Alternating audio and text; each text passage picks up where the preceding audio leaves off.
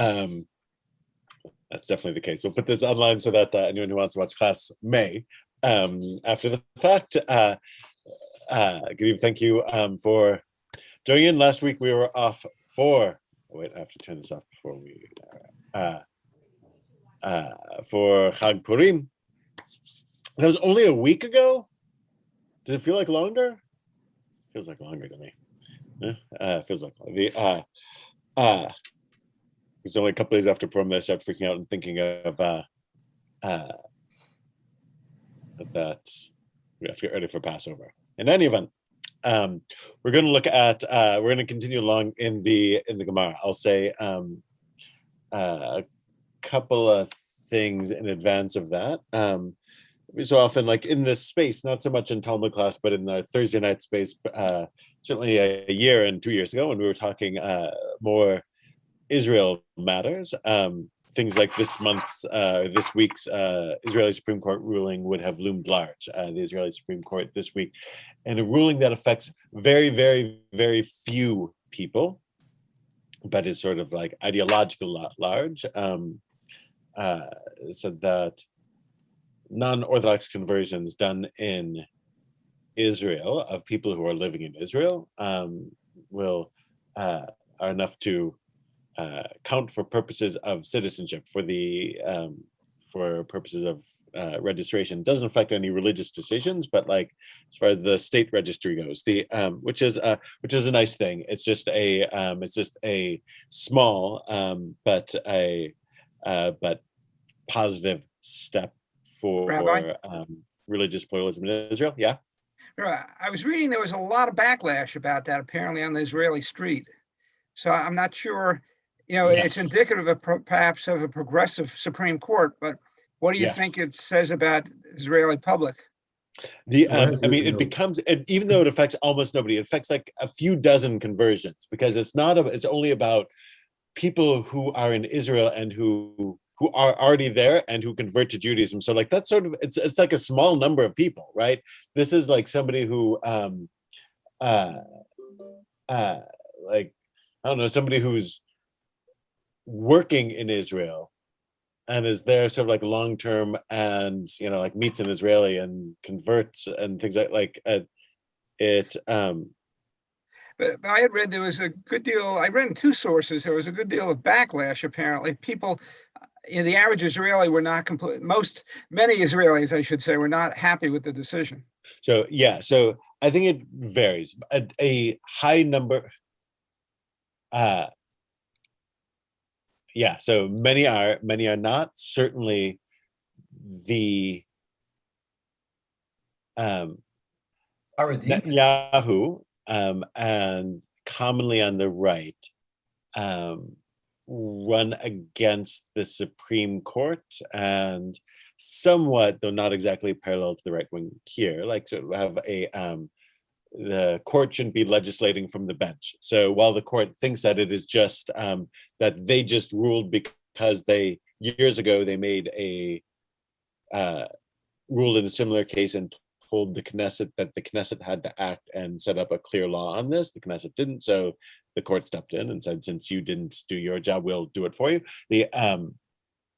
So I think the reaction is mixed, but certainly from the right has been negative, and right-wing parties have made it an issue for this month's election.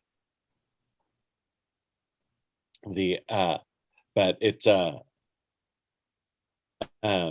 so we'll see what happens. Some parties have said that they won't join a government unless that government commits to overturning the ruling. So we'll see what happens with it. It may be short-lived, but the court generally is more sympathetic to issues of Klal Yisrael, of the unity of the Jewish people, and to pluralist issues than most governing coalitions are. So that I think the court also bases its decisions not just on a whole. They refer to other Western legal systems like common law and things. So they tend to be, I think, more, shall we say, liberal or progressive or broader than other Israeli institutions, perhaps. I think that's definitely the case. It's definitely the case. All right. With that, we'll step back from the world of halacha applied in the present day and look at how all of this came to be. Israeli Supreme Court famously also will occasionally cite rabbinic sources, though not necessarily the one that we're going to hit right now. Harvey, did you put the link up for the? Yes, I will. Let me chase it down. Talmud.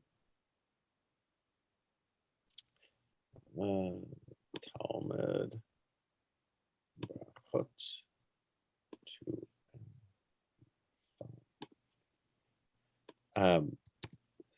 The link to the link, if you're looking online, is there on screen. I'm looking on page 29. Page 29 in the Koran edition. This is Hey Bet, page 5b of Talmud Brachot. And we are going to pick up 5b, paragraph 10 if you're looking online. It's going to be the second paragraph down on page 29 if you're looking in the Sefer, in the book. All right, now a couple of things. One, start with the bracha for Torah study, which is Baruch Ata Adonai Eloheinu Melech Haolam Asher Kitshanu Mitzchav V'Tzivanu La'asok B'Divrei Torah.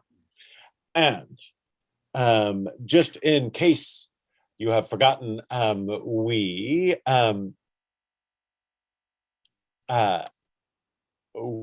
were going over issues of suffering, and we're going to hit a different track on issues of suffering. They to the great questions of theodicy, the presented answers mostly were what I would classify as like sort of like justifying God. If God is all good and all powerful and all knowing, so why do good people suffer? This is sort of one of the central conundrums of any monotheistic religion. If you're in a dualist religion, if you're a pagan, or if you have multiple gods, you're okay, right? Because you'd have, why do bad things happen? Well, there's another God who's bad, who's fighting the good God, right? Like, sort of makes sense. It makes it easy. It's when you get rid of those other gods that you run into this problem. So the problem most commonly put forward over the pages that we saw over the course when we were looking at this through February is Yisrin Shala Haba. They say if you're suffering and you can't find something that justifies it, these are Yisrin Shala Haba. These are the sufferings of love. God, you're sort of, the sense is you're almost like paying it forward on your on the Alam Haba. We all make mistakes, so there's some sort of like suffering that might have to be done in the Alam Haba, but like by getting the suffering out of the way now, we're prepaying. So like the world to come is going to be totally awesome for us because we're like proving that we're still doing good things and doing deeds that prove our love to God despite suffering. It'd be one thing to do a mitzvah. If every time I did a mitzvah, $50 appeared in my pocket, I'd be doing mitzvah all day. Like it's more challenging to do it in difficult situations. This is why people suffer. So a version of this idea seems to be what was put forward. This now we're going to pick up with like sort of the next track and how they're dealing with that. That all makes sense, as far as it makes sense. All right.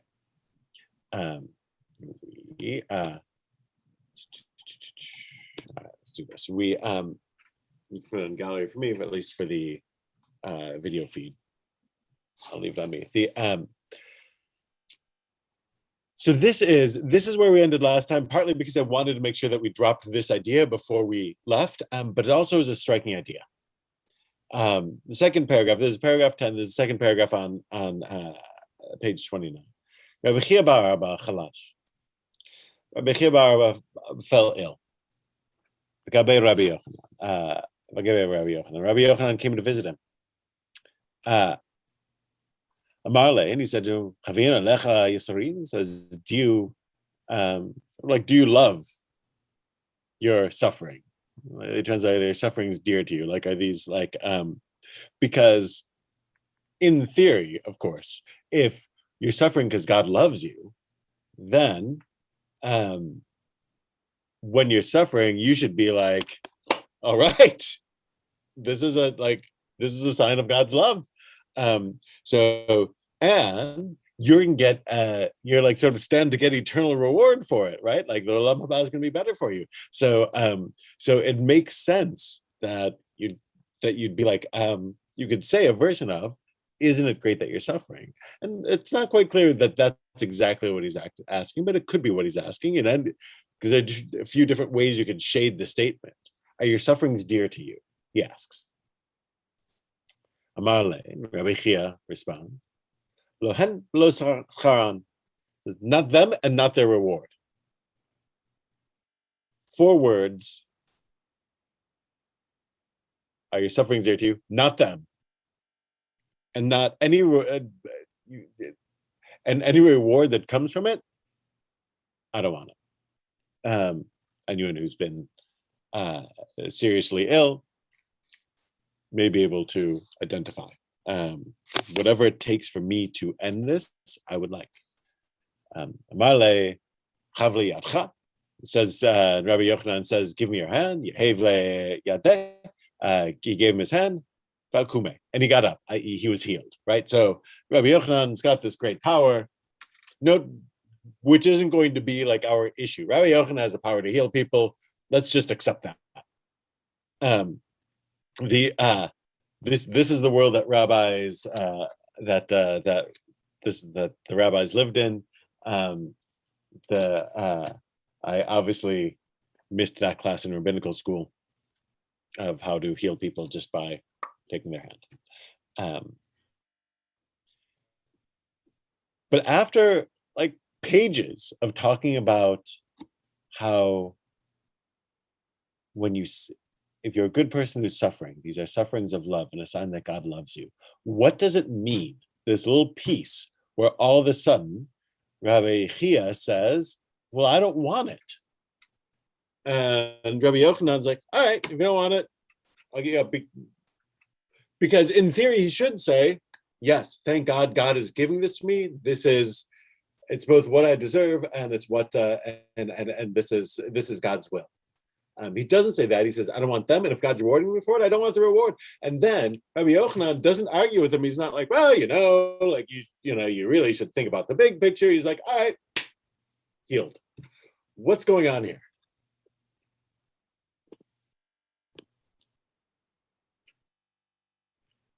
You don't have to answer. If you've got a response, you can.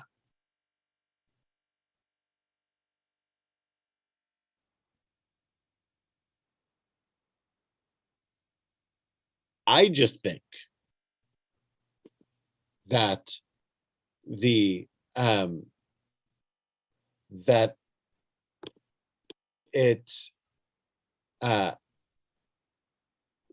this blows the previous parts out of the water. Like, it's like when somebody thinks of it's like the difference between theory and practice, right? Like when they're sitting around the study hall, thinking abstractly about the question of suffering. Why does a good God allow bad people, allow good people to suffer? Like, and they can spin out all of these theories of like, well, it must be sufferings of love. It must be that you should examine your deeds. But when they actually feel it, when the rubber hits the road, when they're actually suffering, this guy seems to last a minute and a half before he's like, I don't want this suffering and I don't want any reward that comes of it. And Rabbi Yochanan's like, makes sense, enough. So what I like about this is that it could be the case that they're undermining everything that they just said. Rabbi, yeah. Why did Rabbi Yochanan, part of it is Rabbi Hia Barabba giving up so quickly, but the other part of it is Rabbi Yochanan helping him so quickly. He was the one who was carrying around the bone of his 10th son. and consoling people with that when they were going through misery. And all of a sudden, like that, why did he change his attitude for his buddies so quickly? Right. That's sort of right. Exactly. Which is also a thing, right? Like he's even he is like, yeah, I get it. If there's maybe he can't heal everyone of everything, like it's hard to know what his power is, but like but it is like it's the ancient Jewish version of faith healer, right? He's got this. But even he's like, makes sense. I've been there, I've suffered, and if you can, and the fact that you want to get out of it, I get it. If you want to take that attitude, I'm gonna help. I'm here to help you out. Yeah, he has suffered. He was consoling people with it, and now he's like, I'm helping you out, like out of the suffering. It's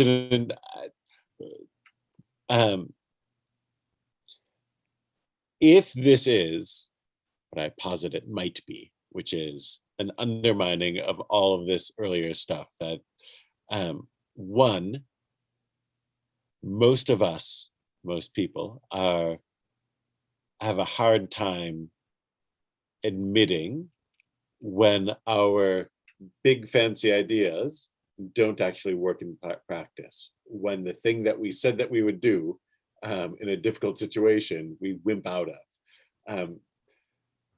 If a version of that is going on here, it's really cool that the rabbis are willing to play out this theory and then say, yeah, but in real life we know. If you're stuck with it, you can go with God loves you, but if you have the option of not suffering, we would take that option too. If you're not suffering with or from love, then you shouldn't be suffering. I mean, the difference, like,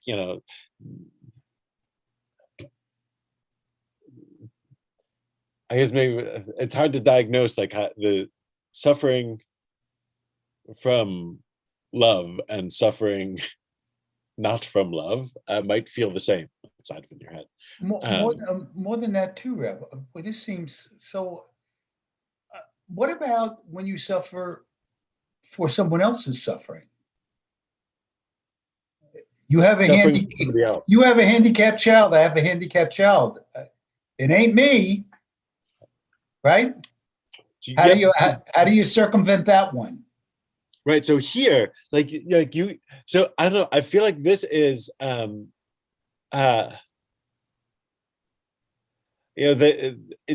in that, like, conceivably they would say, like, oh well, your suffering may be the suffering of love, like you're all the nice pieties that people might say to you in that situation.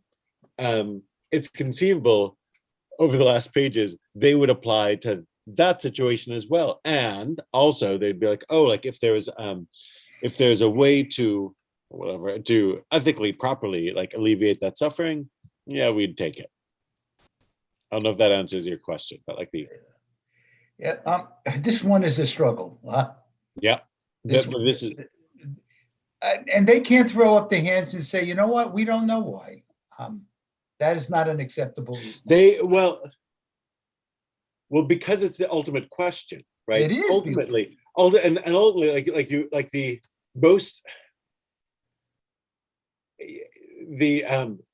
religions have to address this question somehow. You have to, if you're positing, all the omnis, an all-powerful, all good, all-knowing God, then you need to find a way to address this question. This is sort of their attempt at it. And what might be nice is that while they come up with the answer that you would expect, which is God has his reasons, is essentially the part of the answer, and their justified reasons, they also say that In reality, it's whatever the reason is, it's not worth it. In practice, I would rather be healed.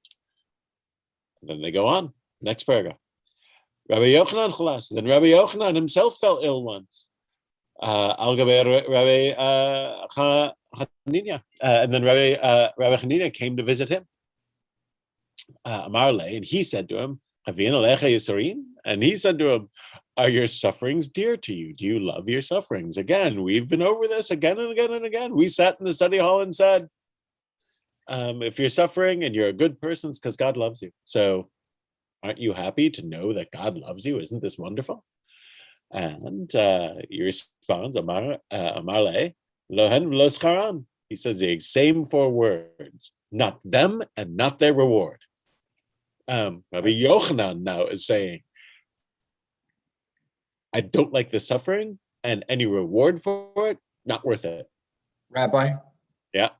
Can we assume chronologically that if this story comes after the one that just preceded it, that Rabbi Yochanan fell ill afterwards? Yes. Yeah. So I mean, because otherwise, if it was the other way around, I could see maybe, all right, Yohanan suffered, he knows what it's like, so he healed his friend. But we can make the assumption if this paragraph follows the other one that this happened after. Yeah, I think that's it. I mean, it could be for literary reasons, as we'll see in a moment, but I think it's likely, not consecutive incidents in the sense that like he took the suffering, but like that, there was another time when he was the one who was sick. And he was the one who was visited, and he was the one who was asked, are your sufferings dear to you? And he was the one who said, not them and not their reward. And then it's Rabbi Hanania who said, ten li yadcha, give me your hand, yadach, he gave him his hand, and he got up.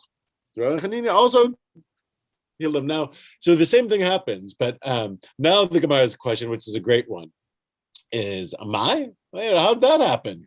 Look at Rabbi Yochanan lenafshe. Rabbi Yochanan, if he could heal the other guy by touching him, you know what he should have done? He should have touched, he should have given himself his hand. He should have healed himself. Like what? Rabbi? Yeah. Something else too. He lost 10 sons. Could he not have healed them? Right. So this is a question. But again, maybe his, like who knows what his power is, or if he's limited, if he's not limited. Presumably he tried. We can guess.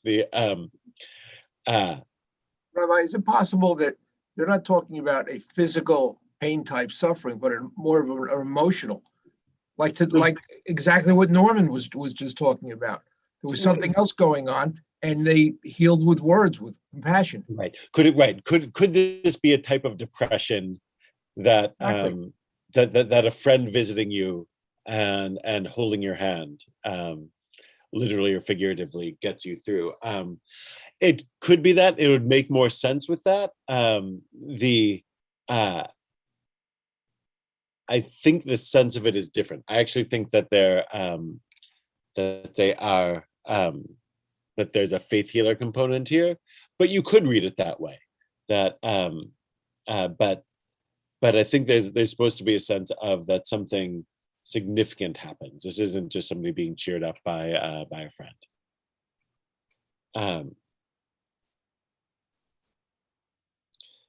Though I will say that take about like that sense of like, what if it's something like depression, where non-clinical depression, or somebody feeling low, like whatever it might be. We've been, maybe just went through 4 straight weeks where it was 28 degrees every day. It could make sense, but I like their question, which is, wait a minute, if Rabbi Yochanan has this power to make people feel better, why didn't he just make himself feel better? And again, standing up seems to have the sense of like that they were too weak to stand up before, and now they're able to. Amri, and they just they say. The Amri is a they say, which is also a sort of indication that we're not going to quote Torah here. This is just folk wisdom. This is just one of those phrases that like people say in a culture. We've got, hundreds of them in English, just like a thing that people say, and they're going to solve their theoretical problem with folk wisdom. This happens every so often. Say, "Ein chavush matir atzmo miveit asurim." A prisoner cannot free himself from prison. Which the folk wisdom seems to be, you want to break out of prison, you need somebody working with you in order to be able to do it. You yourself are you're locked up. You need somebody on the inside or on the outside to help spring you. A prisoner cannot free himself from prison, and they take that line and apply it to this, which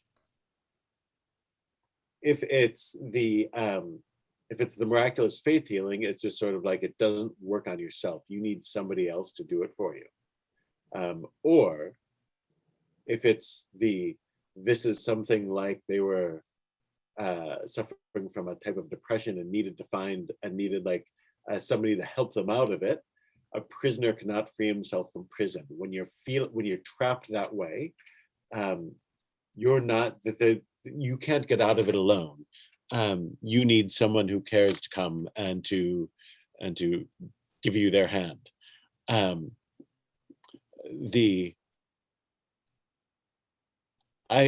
really like both the stories that undermine all of the stuff that came earlier, where the rabbis are like, yeah, we'll spin up theories as to why people suffer, but like in reality, suffering is bad, and you don't want anything to do with it. Given the choice, you don't want it. So that's thing one that I sort of like about this after a few difficult pages. And I also love this phrase, a prisoner cannot free himself from prison. It really is a very sweet, we need each other. And if we're going to heal ourselves, we need each other. And if something's wrong, when something is wrong with us, we need somebody to help us out of it. So this line that in a prisoner cannot free himself from prison, I think of relatively frequently. And obviously it's one of the difficult things that we've had to face over the course of the last year, is our lahavdil, we're not in prison, thank God. But the lack of contact with each other and lack of ability to reach out our hands to each other has its effects. I also think that all our discussions and intellectual things in the end don't really suffice to understand what actually occurs in the world, and what we need is compassion in order to be able to understand it. I think you said that perfectly, and that's exactly it. That I was sort of spinning my wheels trying to get to that paragraph. That was beautifully stated, and as Laura always does, but all our attempts to anthropomorphize God, we're explaining him, and who are we to explain him? I feel like that's just it. Like both things there. Like that's part of what these stories are. Like they're sort of like they have to try to explain because there's this drive to try to understand, and so they spin out all these theories, and then when they have the opportunity to put it in practice, they're like, nah. So yeah, and the answer is give me your hand. Like that the only thing that's getting us through is sort of like this feeling of caring for each other. And here it's two friends and colleagues, or teacher and students, sort of like sitting there in this, and these scenes are going to continue. But yeah, go ahead. In the Yizkar service, the first line is, "What is man that God is mindful of him?" Right, that's from the Psalms. Yeah, which is, then you know, that phrase goes on, right? There's this were a little bit lower than the angels, but still, it's an indication of what is man to really contemplate how God operates. Right, and that psalm, and that's why it's in Yizkor, right? That is, sort of this dichotomy of we're dust, and we will return to the dust at May of Esrim, and we're animal-like, right? We eat, we defecate, we copulate, like all of these sort of animal-like things, and there's this breath of the divine in us, right? That we're thought of as that. B'Tselem Elohim, we're created in the image of God in some sense, and like that, that stuff is part of the question. Yeah, so we have this drive to know and to understand, and they try to do that, but this sort of speaks to the limitation of doing that. It's, for me, it's a fascinating turn of events after so long trying to justify God that they take this turn. More rabbis getting sick. Next paragraph. Rabbi Yezer Chalash. Then Rabbi Yezer, Rabbi Yochanan's students, got sick. Al Gabe Rabbi Yochanan. And Rabbi Yochanan came to visit him. Have ka gabe reved afel. And he came in and he saw that he was in a dark house, a dark room, a dark house. He was lying there in the dark. Every so often, back when we could visit sick people, you'd go in and like they're lying in this dark room, and you're like, open the window, get some light in here. Open a window, get some air in here. Like this is, I mean,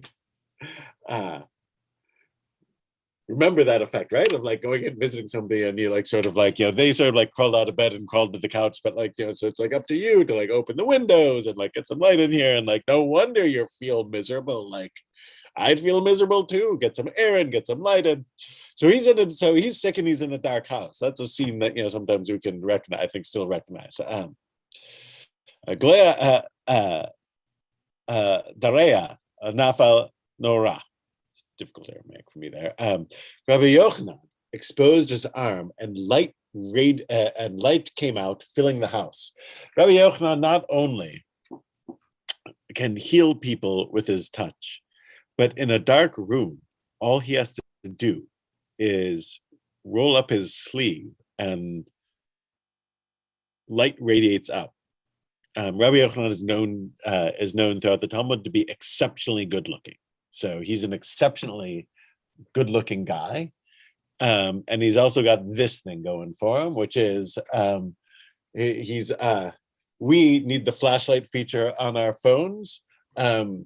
He just rolls up his sleeve.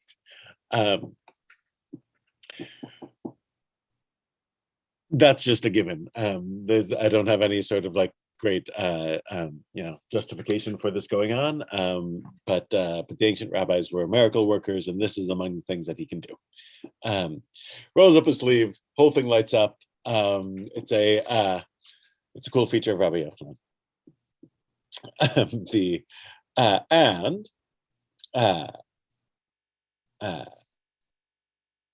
Hazia, the Havaka Bachi, Rabbi Eliezer. And then he sees that Rabbi Eliezer is crying. So he goes to visit. Rabbi Eliezer is sick. Rabbi Yochanan comes to visit. Rabbi Yochanan, this sort of renowned, good-looking guy, comes in and rolls up his sleeve and lights up the room in the literal sense. And what he sees now that the lights are on, as it were, is that Rabbi Eliezer is crying. Amarle, Amaika Bechit. He says, why are you crying? I mashum Torah delo afshet shaninu chad marbe v'chad ma'it bilvad shchevin libo shamayim.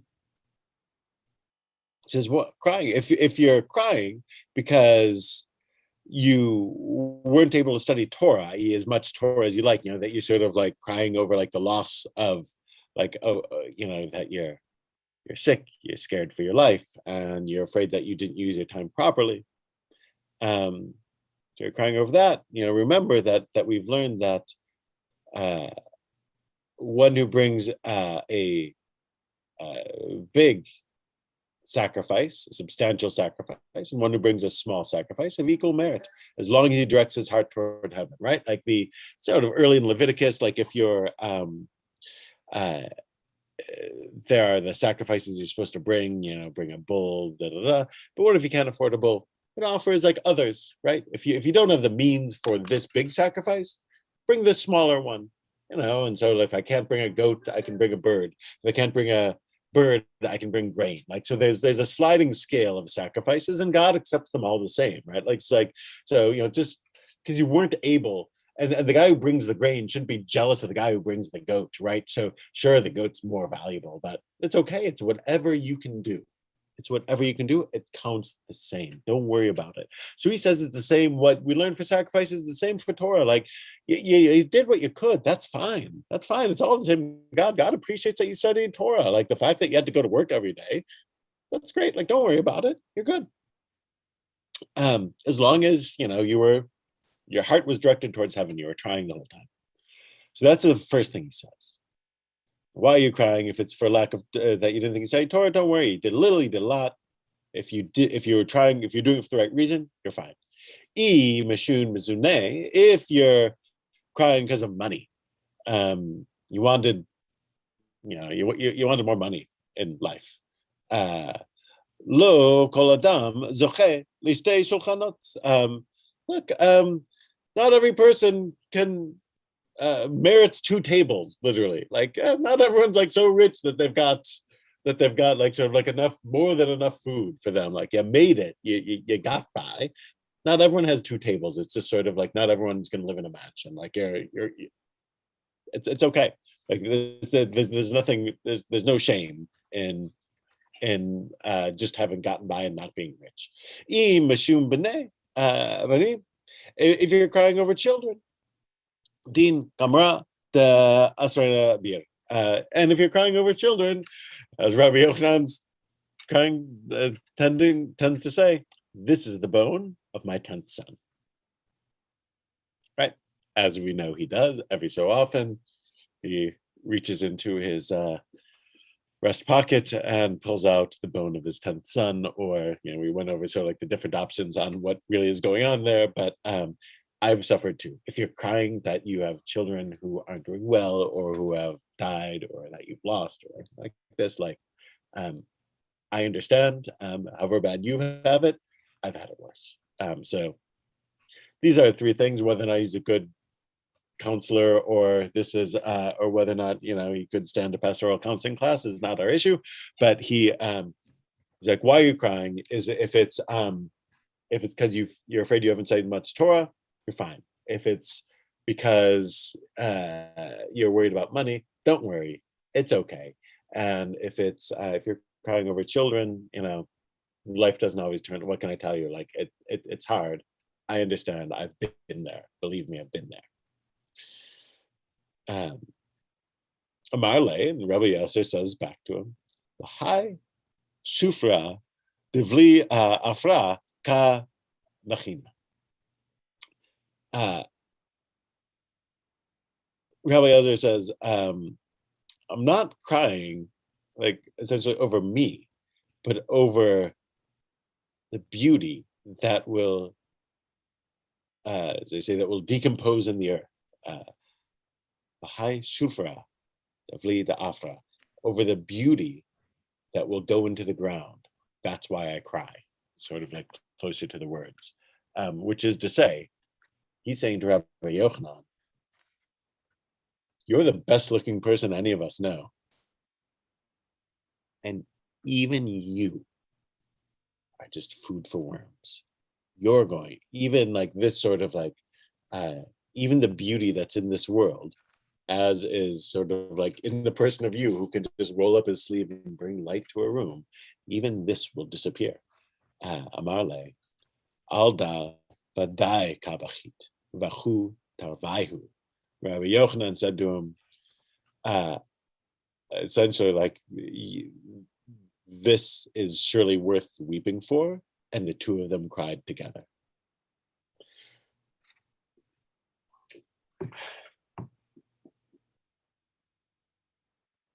It's a strange scene. Rabbi? Yep. He was, the crying sort of, he was ill with something else before Rabbi Yohanan came in, correct? Right. Rabbi Yohanan came in because he was ill. Correct. We don't know if he was crying before. Right. He wasn't crying before, and maybe the light, made him think about that, gave him this epiphany that everything beautiful is going to be turning to dust, and dust to dust. Yeah. But yeah, so it seemed like it changed. And was he healing? Did Rabbi Yohanan heal him from his illness, or just That's make the him next feel paragraph. better? Yeah, the next paragraph is exactly that. Azke Yachi, so which they sort of translate. Meanwhile, Amar le Chavinu lecha Yisrael. Rabbi Yochanan says to him, "Are your sufferings dear to you?" Amar le lo hen lo scharan. And Rabbi Eliezer, same as everyone else, says, "Not them, and not their reward." Amar le havle yadcha. He says, "Give me your hand." Havle yadech ve'akume. And he gave him his hand, and he got up. So yeah, the same thing plays out. Is there significance? I assume there is, because everything is significant. That you had said it after the first story that this is kind of undoing everything that was said before. But now they're not undoing it; they're obliterating it with one example after another. One you could say, well, maybe it was a fluke, but now you've got two and you've got three with some of the the hero rabbis of the day, all doing either being an example of the healer or the healed. Is there significance in that it wasn't just one example, but rather three so far? I think that's why I think they might be obliterating it. Meaning, like it's not just the one guy who's the weak link, as it were. They're sort of saying that like we know the theory of it all, but in practice, no one likes suffering. And like, look, they can't criticize, or it's hard to criticize God. We're gonna, this week in the Torah we get to the golden calf story, and Moses will argue with God. But Moses sort of argues with God, but like there's some hesitancy in doing so, right? You don't do it casually. So they don't want to say, we don't know, or God's wrong on this one, because it's just too common. Like so the narrative, the black letter law, as it were, is sort of like, oh, well, this is sort of what we believe about it. But like the narrative then undermines the whole thing. And what's more, again, like what they're doing, the two of them sitting there crying over loss of beauty, is really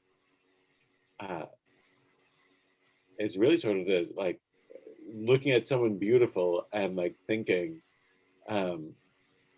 we're all going to the same place. And this sort of like appreciating beauty is sort of this incredibly human thing, and this like deeply sublime experience to appreciate beauty, and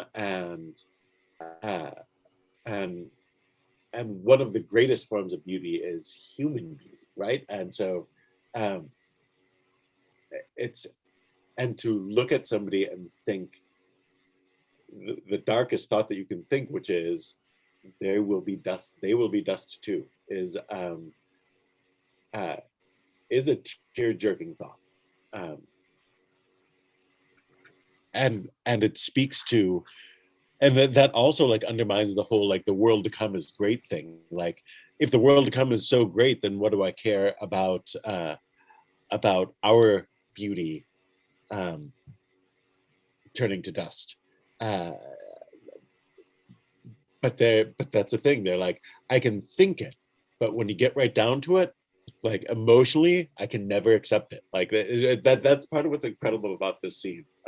Also, you could say that Rabbi Yochanan is like, the fact that somebody as good looking as me doesn't last forever, that's worth crying about. There's also, I can't figure out whether or not there's a bit of a laugh here too. Maybe not. Rabbi, I know it's a total digression from the main thrust of the story here, but why don't the rabbis express any astonishment over this page? I mean, we've got 3 examples of magical healing and another example of a guy whose arms glow so brightly they light up a room. And that just sort of slides by. I know, and right, and it could be, and like at first, like, well, maybe that's a metaphor, but no, he can see with it, right? Like this isn't some sort of like, her eyes lit up when she saw her. Like it's not that sort of like, it's like literal light. Like I couldn't see you before, but now I can because this is the world they live in. It's like, I mean, if you remember earlier, like one rabbi ran into Elijah the prophet and all but said, hey, how's it going? Like it's like they run to Elijah the prophet and they were cool about it. They give me your hand and I'm healing, they're cool about it. They run into a demon and they're cool about it. Like it's so this is just the world that they lived in, or the stories are that they have these powers, as it were, or they occasionally have these powers, or it's just sort of it's part of the world of the Talmud is that they're miracle workers. And the Baal Shem Tov is the same thing, right? This isn't ancient history, but the founder of Hasidism in the 18th century, Baal Shem Tov went around healing people, right? And he was, I like to say, an almost exact contemporary of George Washington. This isn't 2,000 years ago. He went around the Polish countryside healing people. And, in our day, the Lubavitcher Rebbe was, ascribed powers not far short of it. They don't. But so I don't know why they don't. I just sort of, it's just sort of their world.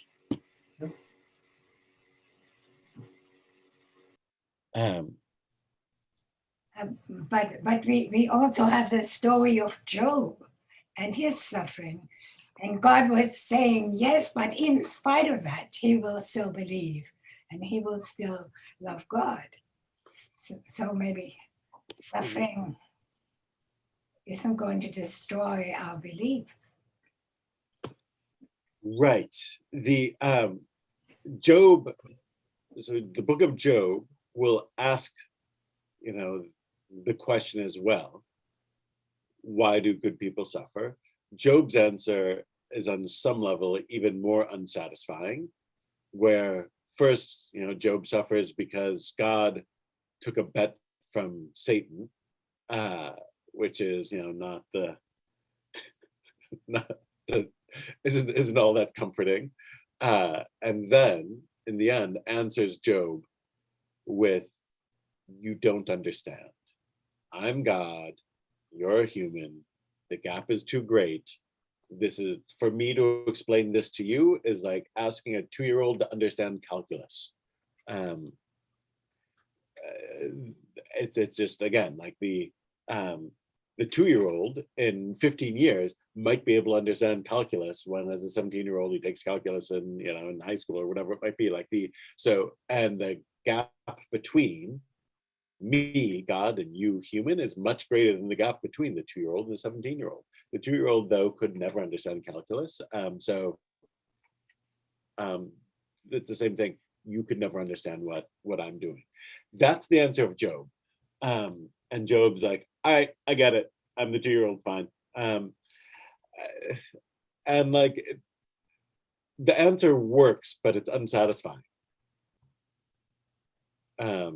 Here, they come up with a version of the God loves you. And then sort of, again, they're like, but given the option, I'll take a pass on God's love if it means that that there's suffering, that there's pain. If there's, which again, that part feels very Jewish, like sort of like if there's pain, alleviate it. Like there's no, you might be able to, you can find meaning in suffering, but if you have the option, alleviate it.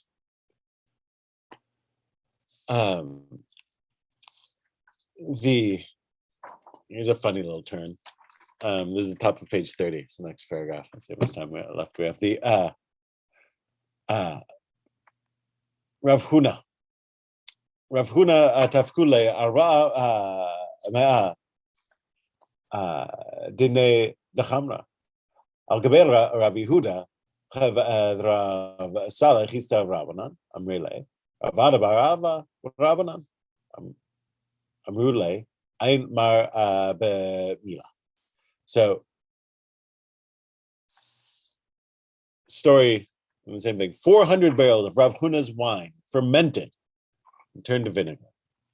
So he was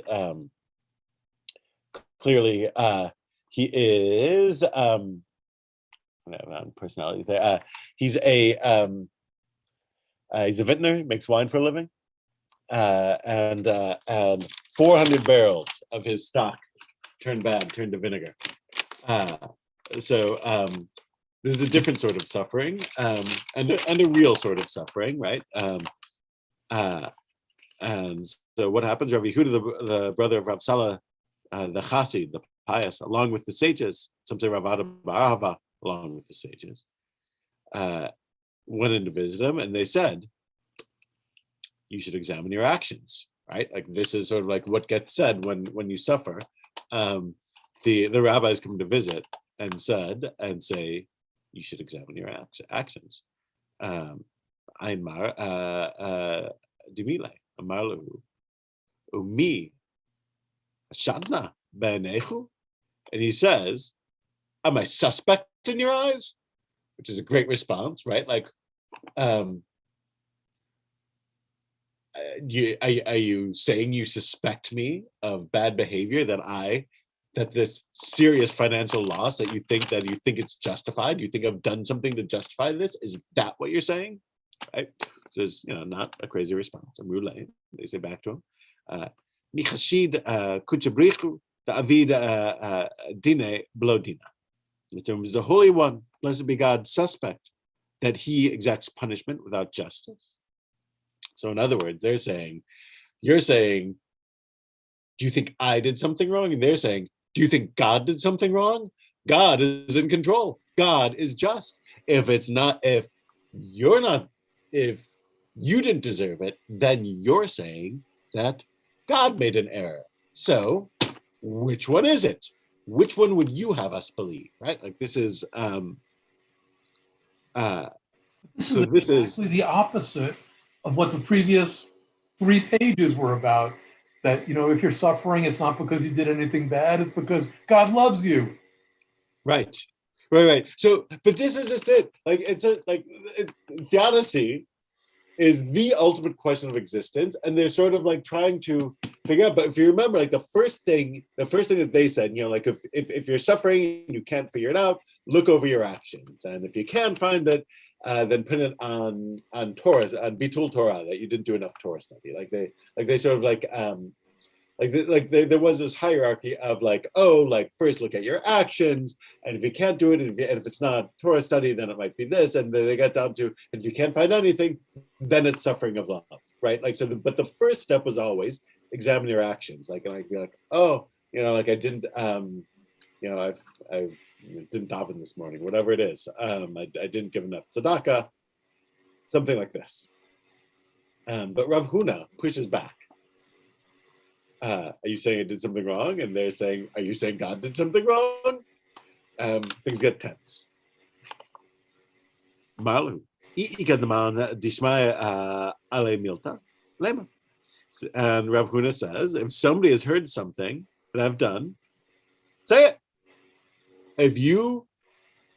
So he calls them on their standard piety, which is, if something bad happens, examine your deeds.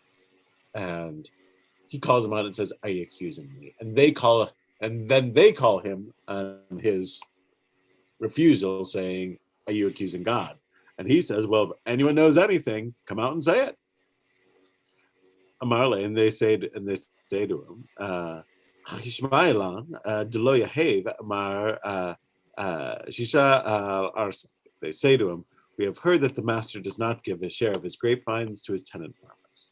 Tenant farmers are entitled to a portion of the crop grown on his landlord's property, as well as a share of the vines planted during a given year." So they're saying, yeah, you know what? Essentially a version of, there are wage laws and you're not holding by it. You have to pay your workers, you have to pay their social security, you have to pay their the unemployment insurance. There's all these sort of they're benefits that you have to give. And we've heard that you're actually not paying your workers a proper benefit. You're supposed to your tenant farmers are supposed to work for you, but they also get some vines of their own. And we heard that you're not allotting the proper amount of vines to them.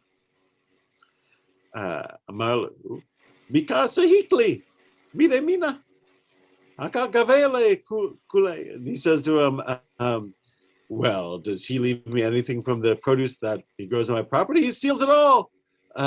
He's saying, well, they're out there complaining that I don't give them the vines that they deserve, but that's only because they're stealing from me in the first place. I don't have any to give to him because he's stealing to begin with.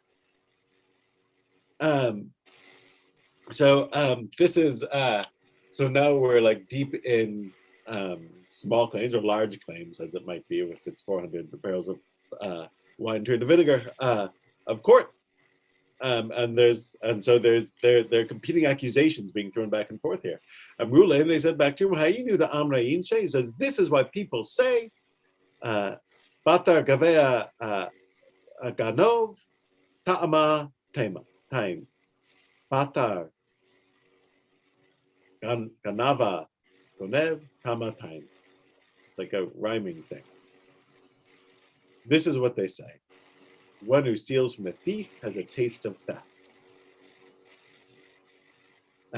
Another folk saying, the second one in rapid succession, they don't solve this with Torah or some fancy theology. They're solving it with sort of like what people say around their kitchen tables, as it were. A version of like if you steal from a thief, you have a taste of theft. They should keep God out of this argument. Pardon me? They should keep God out of this argument. They are. This is sort of amazing. They are. Well. In the end, they're like, right. So the first thing, something bad happened, and then they're doing it. But they're coming down to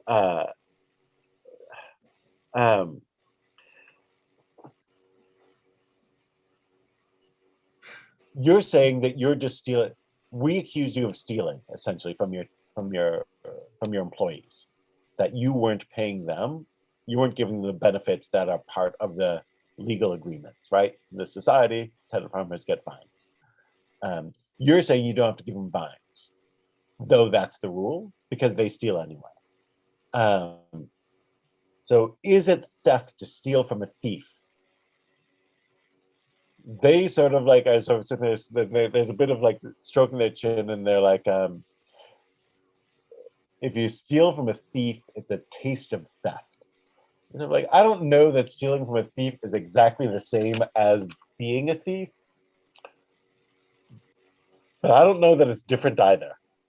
Is what they're thinking here. Even if you're taking something that's yours, or just like evening things out, this doesn't seem like it's the way that it's supposed to happen. The way to solve the problem of the thieving isn't to steal from them. You certainly lose the moral high ground. He sort of loses the moral high ground, and they're sort of, well, here, we should finish this up. I'll do it outside of the Aramaic. He says to him, I accept upon myself the obligation to give my tenant farmers portion. Like, which is to say, they're like, you're not stealing, but you're not exactly not stealing either. Like, it's sort of like, it's certainly not the moral, at best, it's not the moral high ground, and at worst, it tastes like theft, so it might actually be theft what you're doing. And so he's like, all right, I'll give him his vines. And at that point, some say his vinegar turned back to wine. Others say that the price of vinegar rose so much it was sold at the price of wine. This is a great Jewish ending. So once he does tshuva, a miracle happens.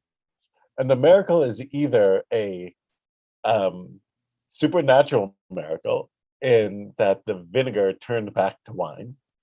So he's out. Once he righted the wrong, he his punishment was rescinded. He was forgiven. Time served, and or maybe it stayed vinegar, and but the price of vinegar. But he was rewarded that the price of vinegar rose so much that it sold at the price of wine. So he lost nothing. Either way, like God sort of makes him whole for his tshuva. He learned his lesson, and you see how this is sort of, you see the legendary aspects at work here too, meaning that we don't know exactly the guys who said this. There's sort of argument over like who was visiting. And the end of the story, there's something of debate on it. Sometimes some guys tell the story and it's the vinegar turned to wine, and some guys tell the story and the wine sold at the cost, the vinegar sold at the cost of wine. There are different versions floating out there. But the sense of this is sort of related in the it's related in the examine your deeds. That's what links it to our earlier stories, and it also links into some of those things in that this is a problem that seems to get solved not with verses but with common sense.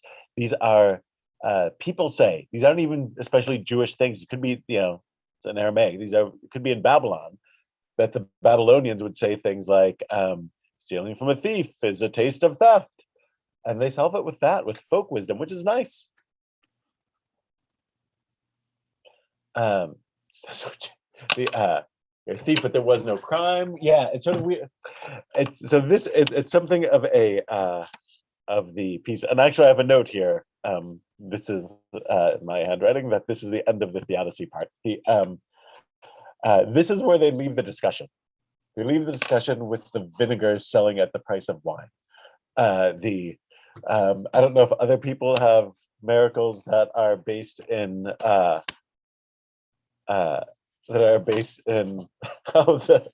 the market is, but we have miracles that are based on market prices. Yeah, and God forbid we should have a story that doesn't have wine in it, Rabbi.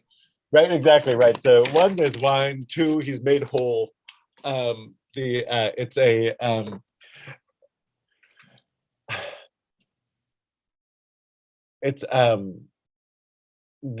a moral thing going on here, right? He had to, the way he was behaving, they started it.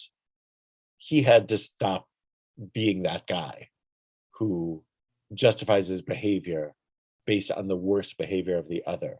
What God wants from us, as it were, is to not lower ourselves to the other level, but rather to raise ourselves up. Okay, I will give them their due because that's the rule, and I'm obligated to treat my workers properly, and I can deal with the theft on a separately. That and it's that tshuva, it's that admitting I dealt with it wrong, that restores him. It's actually a nice story.